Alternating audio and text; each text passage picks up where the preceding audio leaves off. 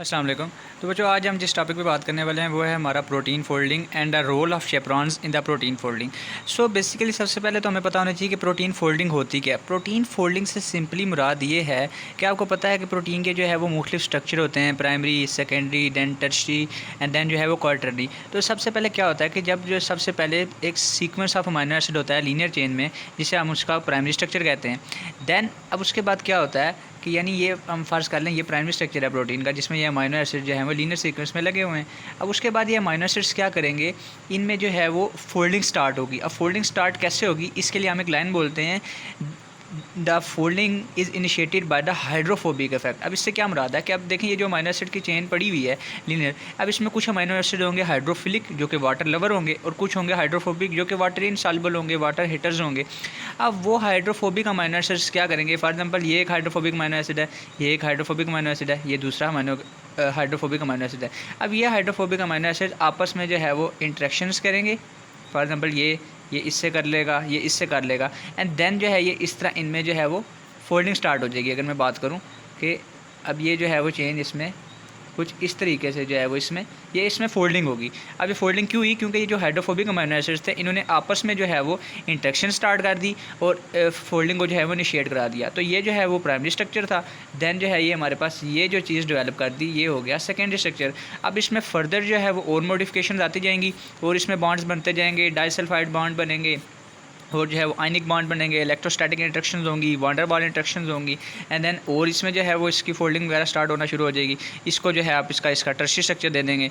Then वो final जो है वो ये फोल्डिंग के बाद अपनी एक स्टेबल फॉर्म में कन्वर्ट हो जाएगा प्रोटीन। जब वो अपनी एक स्टेबल फॉर्म में कन्वर्ट हो जाएगा तो स्टेबल चीज़ आपको क्या पता है, आपको पता है कि वो लेस एनर्जी रखती है। जो चीज़ स्टेबल हो उसकी एनर्जी कम होती है। सो जब प्रोटीन अपनी एक स्टेबल लेस एनर्जी फॉर्म में आ जाएगा तो वो इसकी होगी फुली फोल्डेड फॉर्म होगी प्रोटीन की,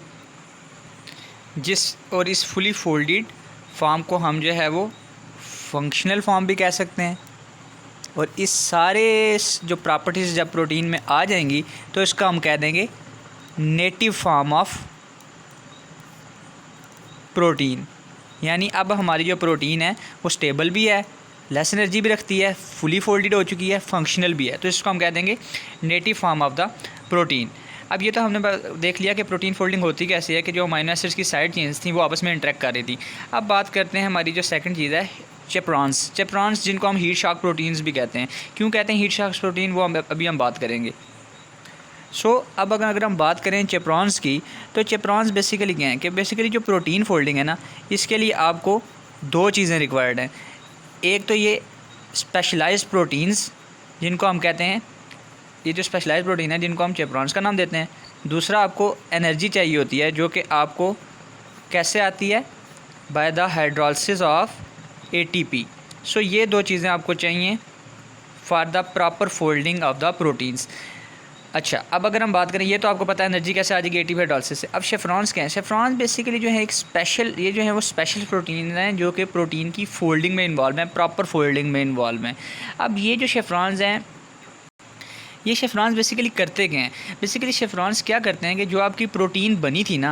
अच्छा, एक और मैं इसमें बात करता चाहता हूँ, ये तो हमने पढ़ ली थी नेटिव फॉर्म। जब प्रोटीन होती है ना अभी अनफोल्डेड फॉर्म में होती है, जब वो इमेच्योर फॉर्म में आप उसको कह सकते हो, तो हम उसके कहते हैं नेसेंट फॉर्म कहते हैं। नेसेंट फॉर्म उसकी समझ लें इमेच्योर फॉर्म ऑफ प्रोटीन है।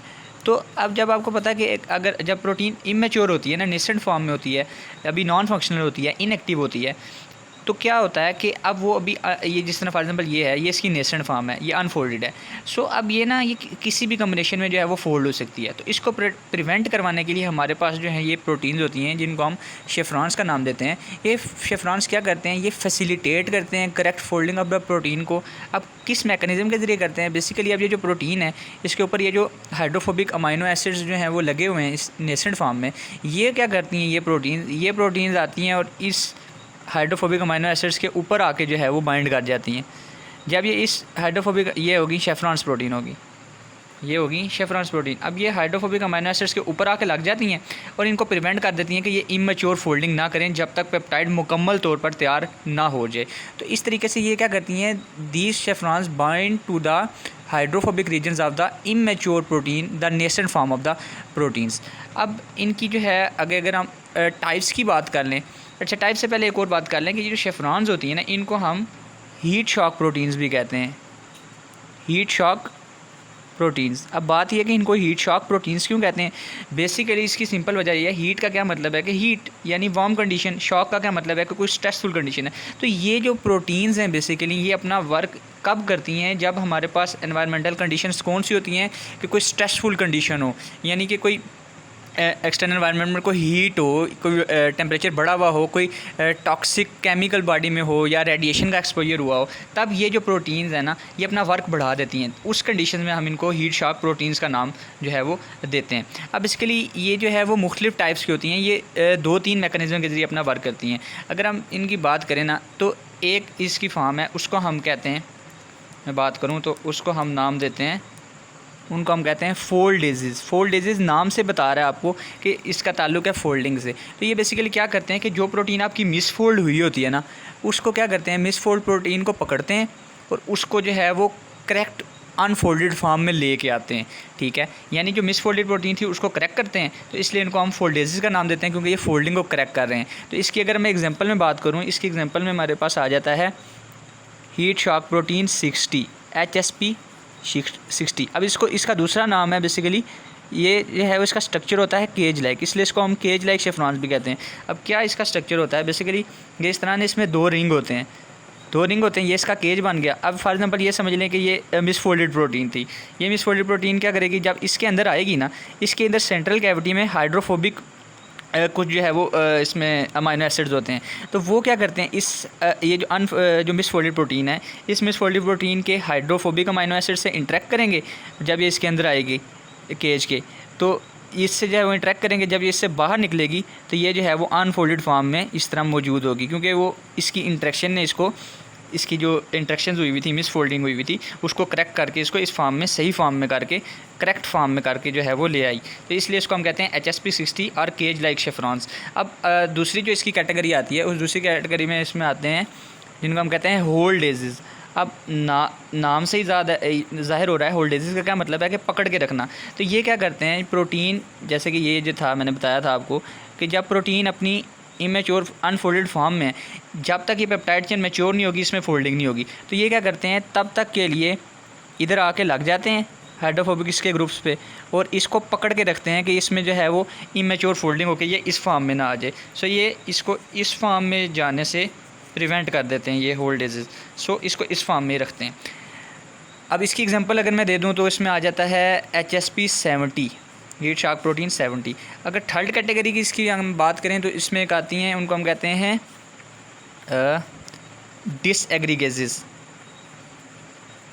डिसएग्रीगेजेस से नाम से ज़्यादा है कि इसका मतलब है कि डिसएग्रीगेशन नहीं होनी चाहिए, यानी कि एग्रीगेशन ऑफ मिसफोल्डेड प्रोटीन नहीं होनी चाहिए। फॉर एग्जांपल ये एक मिसफोल्डेड प्रोटीन है, ये एक मिसफोल्डेड प्रोटीन है, ये एक मिसफोल्डेड प्रोटीन है, इन सब को आपस में मिलकर एक पूरा जो है वो इस तरह जमगट्ठा बनाने नहीं देती, इनकी एग्रीगेशन नहीं होने देती, इसलिए इसको हम कहते हैं डिसएग्रीगेसेस। और इसकी एग्जांपल में आ जाता है हमारे पास HSP 104 हीट शॉक प्रोटीन 104। सो ये इसके होगी 3 फोल्डेजेस, होल्डेजेस एंड डिसएग्रीगेजेस। अब इसकी जो है मैं अगर आपको जनरल जो है वो फंक्शंस बताता चलूँ ओवरऑल इन शेफ्रॉन्स के। सो सबसे पहले अगर हम बात करें तो ये जो है वो एबनॉर्मल प्रोटीन की एग्रीगेशन को नहीं होने दे रहे। सो एबनॉर्मल प्रोटीन की एग्रीगेशन को हम कहते हैं प्रायॉन्स। सो ये प्रायॉन्स नहीं बनने देते, प्रायॉन्स की फॉर्मेशन को जो है वो नहीं होने देते। सेकंड अगर हम इसकी जो है वो बात करें तो प्रोटीन्स की जो है वो ट्रांसपोर्ट में इन्वॉल्व हैं, सो ट्रांसलोकेशन में इन्वॉल्व हैं प्रोटीन्स की। देन जो है अगर हम और बात करें तो प्रोटीन की डिग्रेडेशन नहीं होने देते, डिग्रेडेशन ऑफ प्रोटीन्स को जो है ये प्रिवेंट करते हैं। दैन अगर हम इसकी मज़ीद अगर बात करें तो वही हमने बात करें तो ये एग्रीगेशन नहीं होने देते, जैसे कि हमने डिसएग्रीगेजेस की बात की, और जो है वो फोल्डिंग में इन्वॉल्व हैं, सो फोल्डिंग करवा रहे हैं। तो ये इसके 4-5 फंक्शंस आ जाते हैं। सो ये था basically chaperones and the protein folding. और इसमें अगर मैं एक और आपको पॉइंट ऐड करता चलूँ कि अगर जो है वो फॉर एग्जांपल इसकी इंपॉर्टेंस का मैं ऐसे पता इसकी इंपॉर्टेंस के बाद सेकेंडरी मैकेनिज्म ऐसे आता है कि फॉर एग्जांपल अगर ये शेफ्रॉन्स अपना वर्क नहीं कर रहे हैं, तो जब शेफ्रॉन वर्क नहीं करेंगे प्रोटीन की मिसफोल्डिंग होगी या प्रोटीन इस तरह मिसफोल्ड होगी, तो इसको क्रैक करने के लिए हमारे पास एक सिस्टम होता है जिसे हम कहते हैं यूबिक्यूटिन प्रोटियोसोम सिस्टम। तो यूबिक्यूटिन प्रोटियोसोम सिस्टम क्या करता है, यूबिक्यूटिन जो है एक टैग प्रोटीन है जो कि इस मिसफोल्डेड प्रोटीन को पकड़ेगी, उसको प्रोटियोसोम के पास लेके आएगी। प्रोटियोसोम क्या करेगी, इसकी हाइड्रोलिसिस करवा देगी, उसको तोड़ फोड़ देगी, उसको एक्यूमुलेट नहीं होने देगी, ताकि जो है वो अब नॉर्मल करेक्शन ऑफ प्रोटीन ना हो और अल्जीमर डिजीज़ एंड जो है वो पार्किंसन डिजीज़, डिमेंशिया वगैरह ये चीज़ें ना हों। सो जज़ाकल्लाहु खैरा।